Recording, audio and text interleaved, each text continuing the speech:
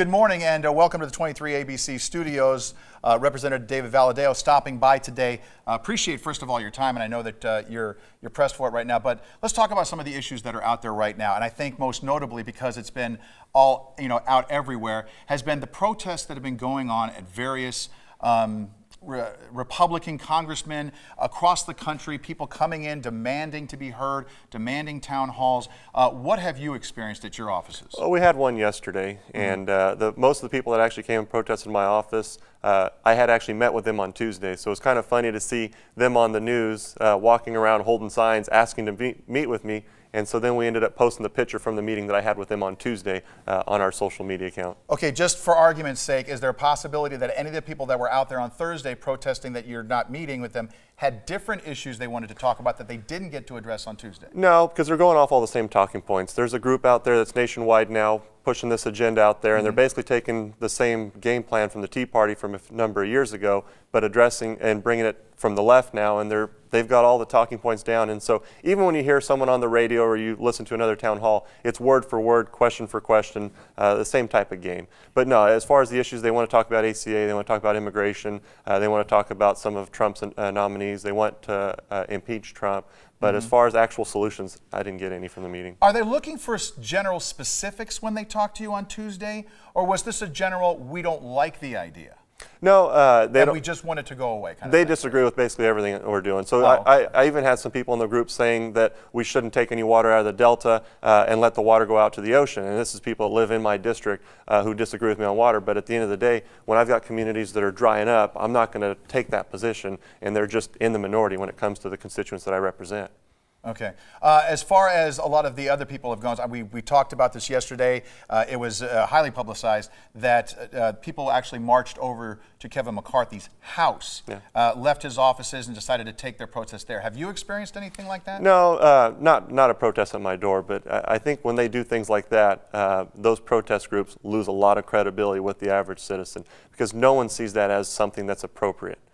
They have to see that as just taking it way beyond where they should have. It's not right, and it does nothing for their cause because, one, they lose support on their side, and then the ones that are against them just dislike them even more and pay less attention to them. Okay. Now, obviously, no matter what group it is, they're going to be coming to their representatives. They're going to be wanting to present things in a specific sort of way. If you had the opportunity to talk to them right now, I mean, obviously, they're passionate. They want certain things to be heard, and how does someone approach you then to get your ear? Well, I mean, because a lot of times when people come at you too hard, the natural response is to just say, okay, you know what? No, and I've dealt with protesters my whole career when it comes to this life because I've always had a tough district and it's very, very normal for us. So we've dealt with it in the past. But like last year alone, I did 8 community coffees, which is our version of a town hall. And then we also did a teletown hall just last week where we called 30,000 homes. We had 2,000 some people on the phone.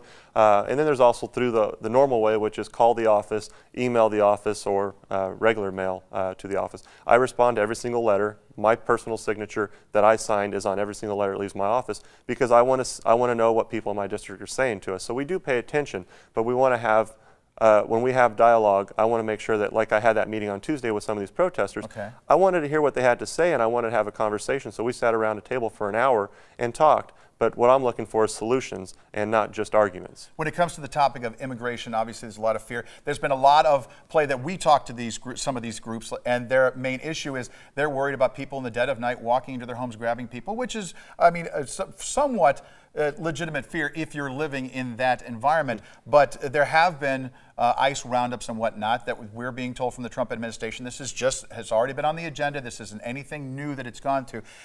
Has that been, I mean, are they coming to you saying that that's part of the fear, that they're going to wake up and people will be gone type of a scenario? So there are, yes, there is a lot of concern there, and obviously it's something I'm paying a lot of attention to. Just last week I met with the administrator, the acting administrator of ICE, and had this conversation about what the goals were, what the plans were. And again, we have to remember that the last president, President Obama, actually deported more people than any other president in history. So he was just as active. Trump is saying he's going to be more active, but what they're targeting, at least what I'm being told from ICE and from the administration, is we're targeting specifically criminals.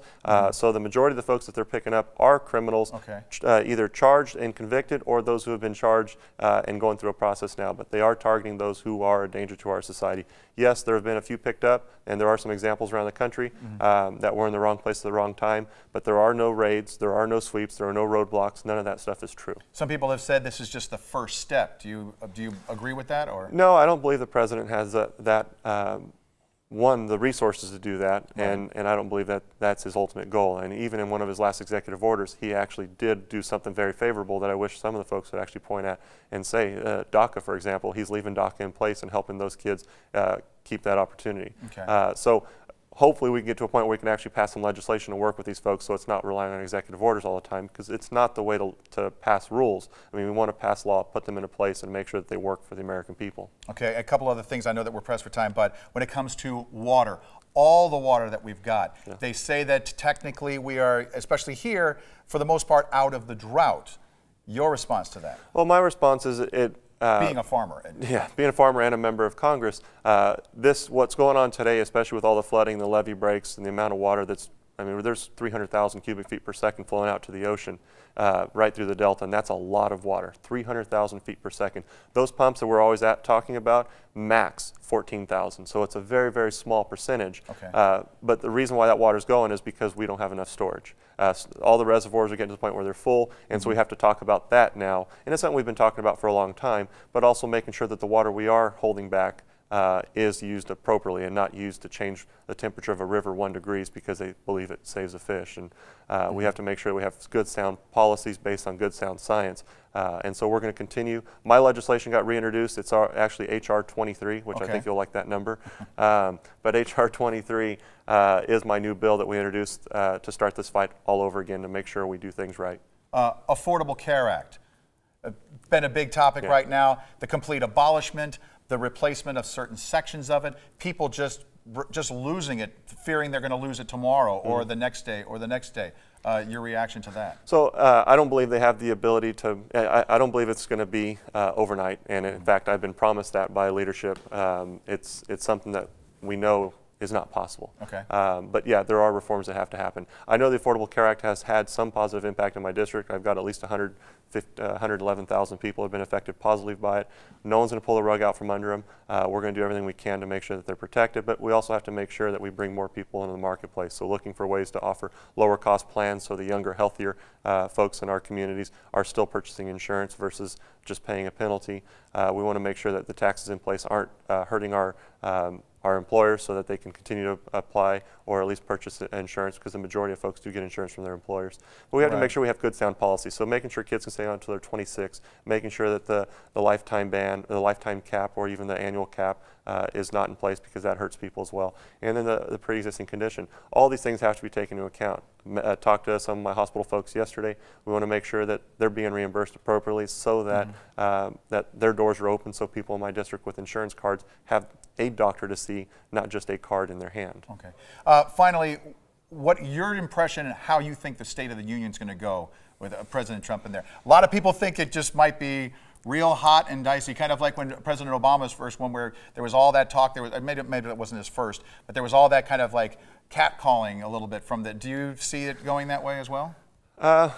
I really hope not. At the end of the day, he's the President of the United States. You have to respect the office. And if you expect us to have a good civil debate in the United States, I do believe that those in elected office, the Senate and the House, both sides of the aisle, have to be respectful of the man and work with him and look for those opportunities. It's fine to disagree, and it's fine to vote against something you disagree with, but at the end of the day, he's the President of the United States, and if you want to move the country forward, you have to find a way to bring us together so that we can have good, sound policy conversations without the yelling and the screaming and move this country forward. First of all, I want to thank you again for coming down and spending some time with us. If people would like to react to you, to anything that they heard during this live stream, what's the best and easiest way to get hold of you? Well, obviously our website, valadao.house.gov, is where we've got all the information. So you've got our office phone numbers, you've got our email, and then you've also got links to all of our social media contacts. So plenty of ways to get a hold of us. All right, very good.